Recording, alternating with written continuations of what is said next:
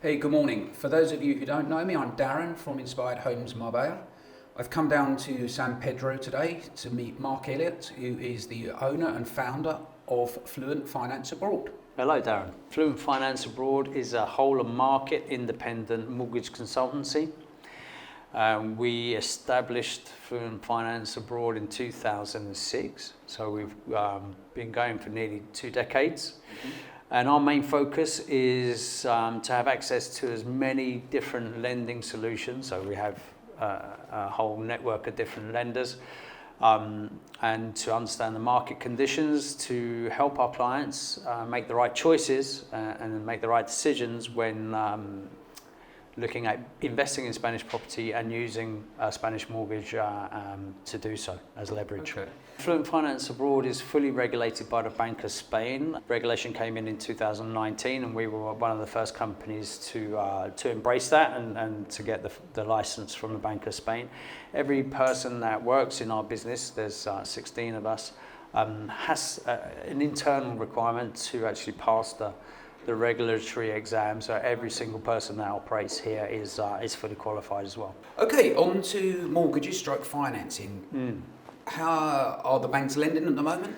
Yeah, luckily the banks are lending, and Spanish banks are very open to lend and have always been very open to lend to obviously residents of Spain, tax residents of Spain, but also they've been very open to lend to non-residents as well, which is our core business. So we're very lucky, and Spanish banks are very open to do that still. Oh, that's great news. So if I had a client in the UK, or for anybody watching, what sort of paperwork or legal requirements do they need to start a mortgage process? To obtain a mortgage in Spain, it's the actual process, the physical process is very similar to what you would experience in your own country. If you wanted to get a mortgage, then any Spanish bank would want to see do their due diligence on you, and they would ask for documents to do that. So your ID, proof of who you are, proof of where you live. They would want to see about your income. So if you're self-employed, they would ask for tax returns. If you're employed, they'd have the pay slips or the stuff that you would generate. And typically, how far would they go back in terms of income? Yeah, as far back as 3 years they can go. If you have set up a business recently, which a lot of our clients do, then ideally we would like to see at least 2 years, but if it's a little bit less than that, then we'd need to assess that in more detail. But yeah, okay. Generally 2 or 3 years is generally fine. What sort of loan to value can clients expect to receive? For non-residents, the maximum mortgage really that you can obtain is 70%. Now remember, that is the maximum, that is the ceiling. On average, most lenders are more comfortable about 60%. What I would say is that you would get better rates if you were to put more money in. So if you were rate driven and you wanted to chase the rate and get the actual best deal, you'd probably be wise to look at mortgages at 60 or 65% rather than the 70%. Oh, that's great to know. So that leads me on to the next question. Where are rates at the moment?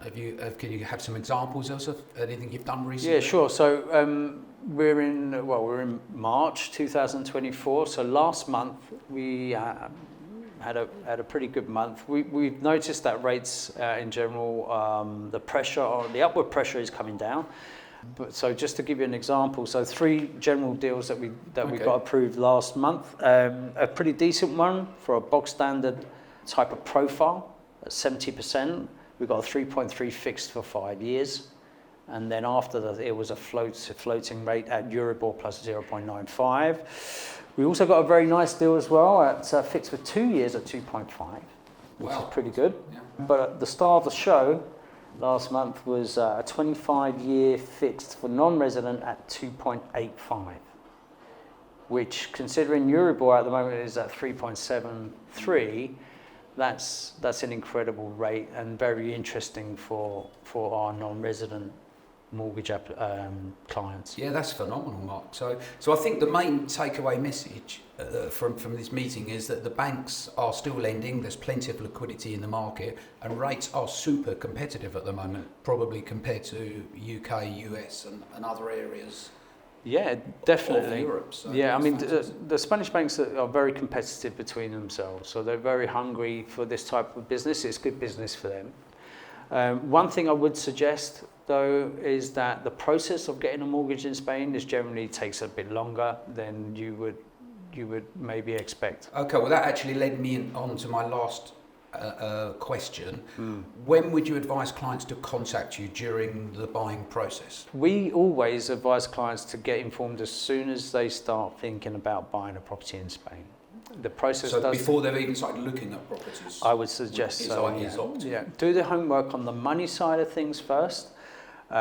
Get a really good idea as to how long it's going to take, what would be the requirements, how much it would cost to set up and everything else. And if you want to, it makes a lot of sense to actually get an official agreement in principle before you start making offers, because it does take a long time to get formal agreement in principles from Spanish banks. So ideally, try and get the mortgage work done first, rather than having the pressure of finding a property and then trying to fit the finance in the short space of time. That's good to know. So typically, how long would an approval in principle last? The actual physical mortgage agreement in principle, subject to survey, can be between 7 working days, which is quite quick, but the hard bit is getting all the documentation together.